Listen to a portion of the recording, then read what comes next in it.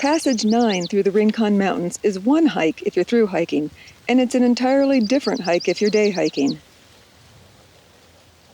For through hikers, the biggest issues are that you need a national park pass, and you have to have a reservation to camp at the Grass Shack or Manning Camp campgrounds that are within Saguaro National Park. Or, if you don't have a reservation, you have to hike until you're outside of the 16-mile section of trail that passes through the park. As a day hiker, my two biggest issues were, 1, do I hike from south to north? Or north to south? And 2, do I have the stamina, and have I done the planning to hike about 25 miles with 6,000 feet of elevation gain in one fell swoop?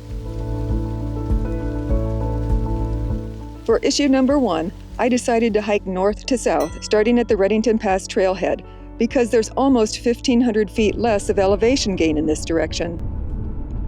Also, getting a shuttle to and driving on Redington Road first thing in the morning is easier than doing it at the end of the day, when I might possibly be finishing in the dark. The second issue, am I capable of hiking Passage 9 in a day hike, is more critical. Here are some of the things that I thought through.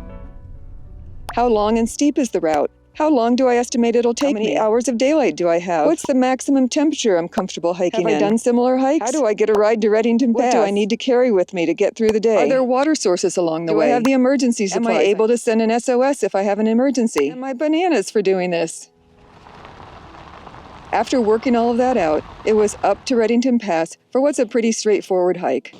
I just got a great shuttle ride from the Loma Alta Trailhead up to Redington Pass, and what I'm going to do is hike from the Redington Pass Trailhead about 25 miles down to the Loma Alta Trailhead and pick up my car. There's a little bit less elevation gain going in this route, but I still have to make good time, and I am going to get rolling.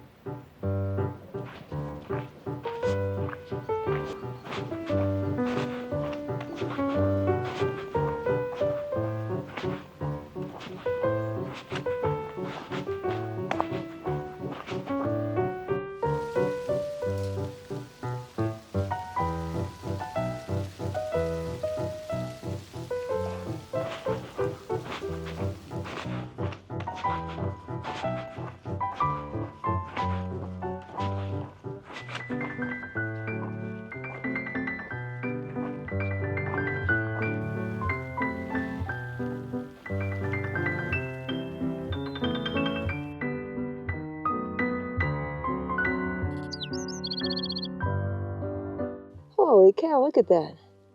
Oh, this shiny, shiny mica. It's so much fun to see. The first 4 miles are mostly flat. I'm heading up towards that saddle up there. After that, you'll head up, up, and up some more, about 5,000 feet of gain to the high point of the hike.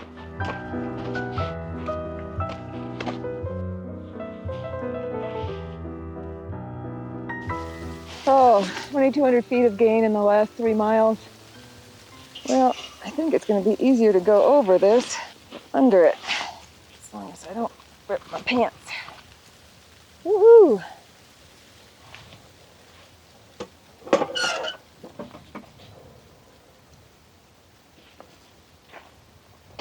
And Manning Camp is where I'm going to get some water.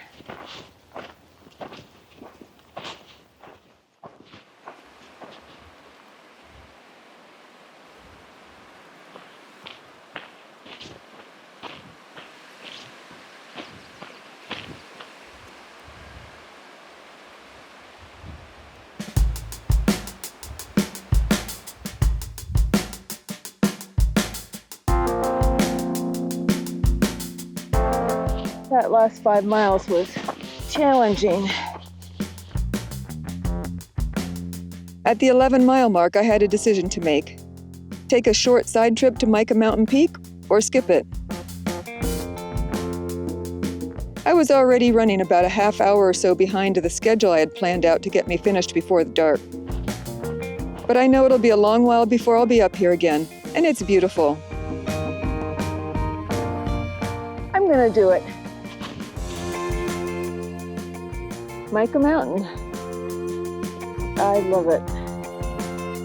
I got lots of time to make up. Then it was a quick mile to Manning Camp to refill my water supply and take a break.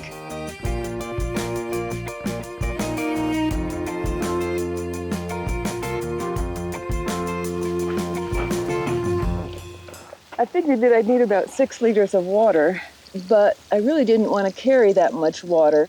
So what I did was bring 3 liters of water with me, and I know they have a rain barrel here. So I'm going to put a couple liters in my pack. Got my water, now I'm going to find a place out front to take a break.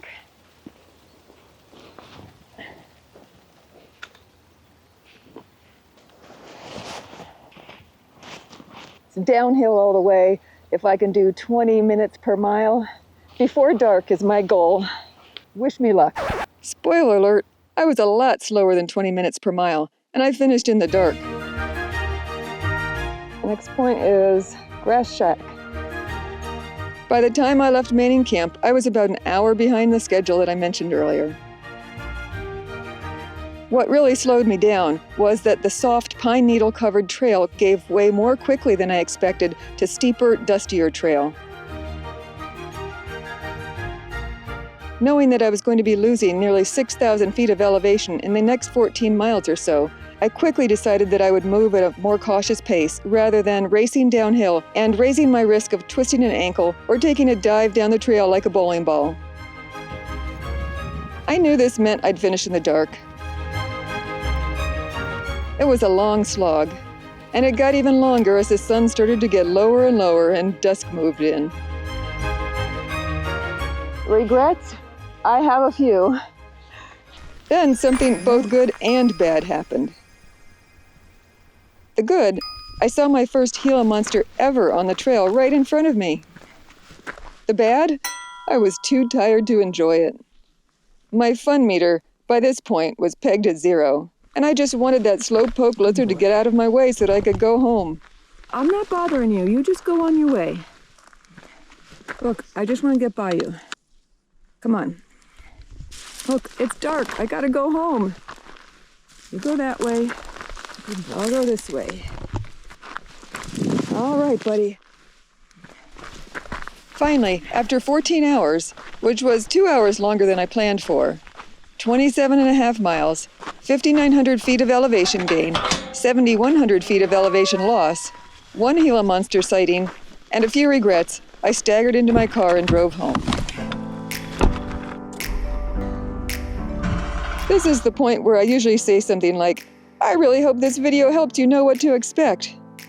But today I say, this is a tough day hike, and even though I'm pretty tough too, I'm also old enough to know that I'll never do Passage 9 in a day again. As Mae West might have once said, you only live once, but if you do it right, once is enough. And on that note, I'll see you on the next hike. Never up, never down, never.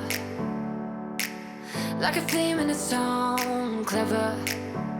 Feeling high, feeling low at the same time. Feels so right, then I'm wrong, hoping I'll be fine. But I get up, I always do.